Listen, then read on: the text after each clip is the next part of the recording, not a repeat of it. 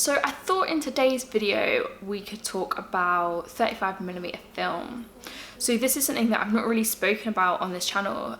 We have done quite a few videos about medium format and a lot about digital photography, but not really much about 35mm. What I really want to do is just kind of talk you guys through my journey with film photography, have a look back at some old photos and talk about the role, I guess, that 35mm plays in my practice and in my life. So I got my first film camera in 2017, I think. So I started doing photography late 2015 and I started taking it seriously in 2016, and yeah, it was about 2017 when I got my first film camera. I definitely think that film photography was initially something I built up in my head to be something that I couldn't do, that was too complicated. Early on in 2017, just before I actually started using film, I had a conversation with a photographer, Jordan Curtis. We interviewed him for a magazine I was running at the time, and I spoke to him about film. If you guys are familiar with his work, he shoots a bit of digital and a bit of film, and at the time his film photography was a lot about like you know, his personal projects and traveling and stuff like that. Nowadays he does use more film in his like commercial work. I'll link him in the description. He's an amazing photographer that I'm sure you already know. And I spoke to him about film, and I kind of had in my head that it was going to be something really technical and really complicated that I wouldn't be able to grasp. So I had to kind of put off using it. But after that discussion and some other discussions with other photographers I knew, I thought I would take the time to kind of learn. So not long after that, I'm thinking about March 2017, I shot my first roll of film. So I shoot all of my 35mm film on a Canon EOS 500. And it's a great SLR, it's got interchangeable lenses, so it's really useful. I can use all my Canon lenses on it. And the first roll that I ever shot was, I think it was Ilford HP5. So it was black and white, and I've actually never used black and white film since. But looking back through these photos, I'll have them on the screen so you guys kind of know what I'm talking about. But looking through the photos, it definitely makes me want to shoot black and white film again, I guess. I think as a digital photographer, it can be kind of easy to just shoot color because, you know, you can turn it into black and white if you want. And although I still agree with that, I do think looking back at these is something kind of nostalgic and something kind of special about the fact that they are all shot on black and white. This one on the screen now is the view from a block of flats in Woolwich, and it's actually one of my favourite photos that I've taken. If you guys follow me on Twitter, then you'll know that for a really long time it's been my Twitter header. Something else that happened with this roll was that I had a lot of blank images, or images where there was light leaks and stuff like this, and I actually really like them. And although I don't know what that photo was, and of course I wish I'd got the photo that I'd actually taken, I find that I actually use these patterns a lot in my work, especially my design work. I think like how random light leaks are, and like the way that you can never predict or kind of imagine how they would turn out, makes them kind of special. I don't know, am I the only one that likes that? So a lot of my early film work was shot on a film called Agfa Vista 200. And if you guys are from the UK, then you'll know that that film you used to be able to buy for £1 from Poundland. So when I first started getting into film, I'd go to Poundland in Croydon and I'd just stock up on like as much Agfa Vista 200 that they kind of had in stock. But they did discontinue that film. I'm sure you can get it somewhere, but probably not for £1. But I loved that film. I loved how vibrant it was. I loved how cheap it was. It was accessible, and it made film accessible for me as someone that was starting out in film. I used to go and get my £1 roll of film. I used to take the shots, and then I used to go to Snappy Snaps in Croydon on the high street, and I would just have all of this film for not a lot of money, and I wish I could kind of do that still. Now, like shooting a roll of film, especially on medium format, it's costing me like 30 quid for 10 photos or something like that, whereas I used to go and get 35 photos for probably altogether like a tenner. So yeah, when they discontinued Agfa Vista, I moved on to shooting on Kodak Color Plus and sometimes Kodak Gold, but mostly Color Plus.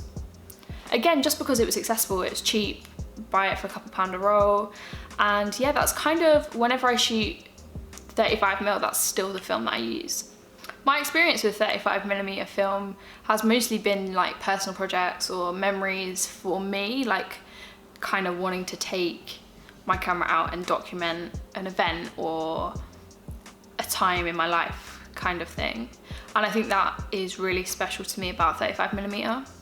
It's not really something that I really shoot client projects on. I have shot client projects on 35, but I don't know, for me it doesn't feel the same as when you shoot it on like a personal project. So the Canon EOS 500, I actually love the camera. It's a great SLR. I love the fact that you can change the lenses. I can use all my Canon lenses on it. I've shot a few rolls with my 50mm Canon lens on it, and you just get that kind of creamy bokeh. But I do have some slight issues with the size of it. Like when I think about wanting to shoot film, it's something like compact that I can take out and, you know, take out in impromptu moments and document kind of time. But the SLR is like quite big, so it's just like taking a DSLR, and sometimes if I'm taking my DSLR as well, I don't want to take, you get the gist kind of thing. It's just quite big and bulky. So I have just bought myself a Canon little point and shoot. Hopefully shooting on a smaller camera will incline me to use it more often, take it out to events or just normal shoots or just in my daily life. I'm really looking forward to kind of rediscovering 35mm film. I know a lot of my journey so far on this channel at least has been about medium format, and I love medium format, but it isn't as accessible. And for me, it's kind of like I'd rather use 35mm to document my everyday life because I'm not worried about it being perfect. I'm not as precious about things being exposed properly, things being in focus. I'm just kind of taking the photos because I want something to remember rather than because, you know, I want it to end up on a billboard or, do you know what I mean? I definitely want to use 35mm more often. Something I love about it is the fact that you could kind of take a couple months to finish a roll and then you go and get it developed and you've completely forgotten what is on that roll. I don't find it the same with medium format. I guess because when I shoot medium format, it's like 10 images, so you know, I'm likely to finish that in one shoot. It's not going to be something that I continue to like add to over time, whereas with 35mm I've literally shot, it's taken me like months to shoot an entire roll before, and then you go back and you've got like half a year on a roll of film, and I think that's really special.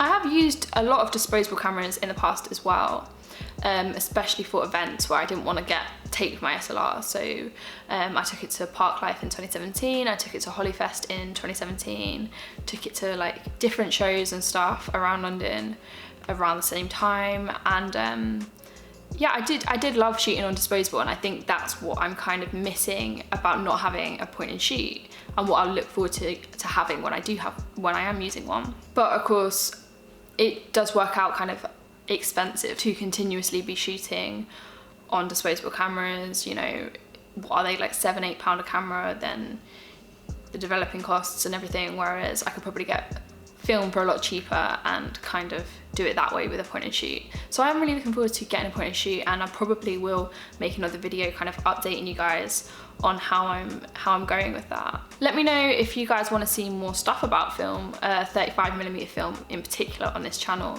It's been a while since I've shot any myself, but I hope that you have kind of liked looking through the ones that I've shown, because I know I have loved looking back at them. They are definitely memories, and I definitely think that kind of reminds me of the purpose of photography and like the magic of photography, I guess, capturing a moment in time, and that's literally what you're doing. And I think because most of what I shoot digitally is client projects or stuff like that, it's not necessarily attaching the same sentiment to the photos, because I might have memories on that shoot, but it's not necessarily anything to do with me. It's not as personal.